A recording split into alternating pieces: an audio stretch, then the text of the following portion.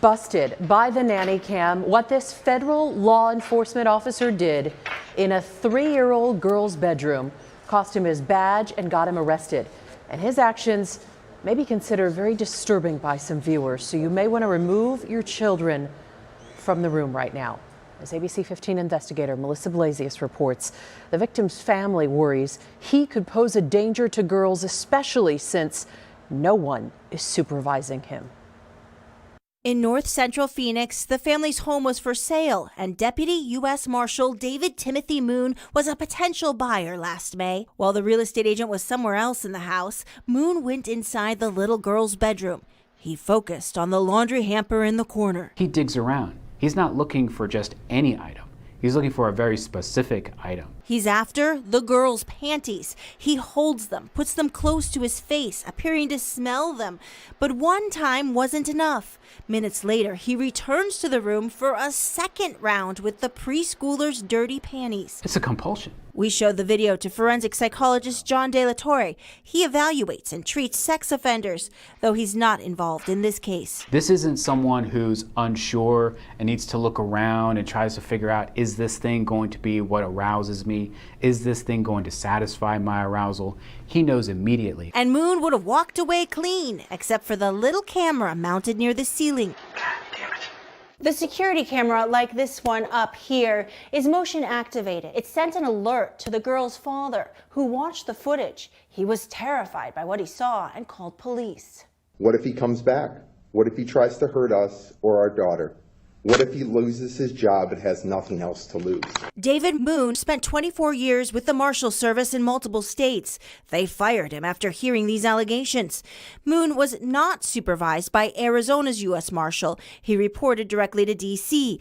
We asked them if Moon had any prior complaints. A spokesman told us they can't comment on personnel matters, but take all allegations seriously. Meantime, Phoenix police uncovered other red flags. According to the police report, a girlfriend said Moon heard police were looking for him, so he threw out his computer. She also said she discovered in his Gmail video of girls doing gymnastics in an email from him to himself. In court, Your Honor, this is by far the stupidest thing I've ever done in my life. Moon was originally indicted on 2 charges of felony trespassing with a sexual motivation, but he made a plea deal for 1 count of regular trespassing, a misdemeanor. The girl's dad spoke at sentencing last week. We're shielding his identity due to the nature of the crime. She was targeted by a very sick individual. The dad asked the court to order sex offender counseling for David Moon, or at least require a psychosexual exam. The prosecutor agreed. The actions by a defendant in this case show a need for evaluation, show a need for potential treatment, and that's going to go unnoticed, untreated if there's no evaluation done in this case. But Judge Catherine Cooper said no. Instead, she ordered Moon to serve 2 years of probation, unsupervised, in Texas. That's where the former deputy marshal is now living.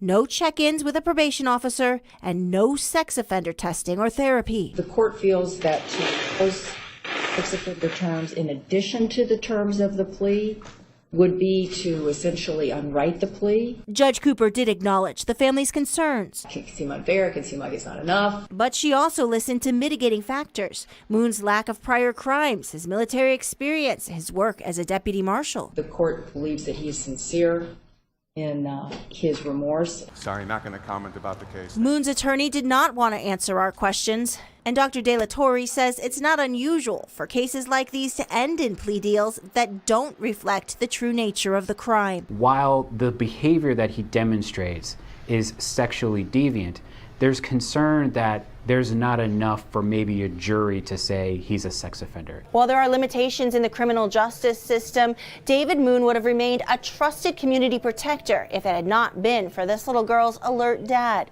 Moon has moved to the Dallas, Texas area, and we're told in 2 years he could apply for this conviction to be set aside, meaning that it would show the trespassing charge was dismissed. I'm investigator Melissa Blasius, ABC 15 Arizona.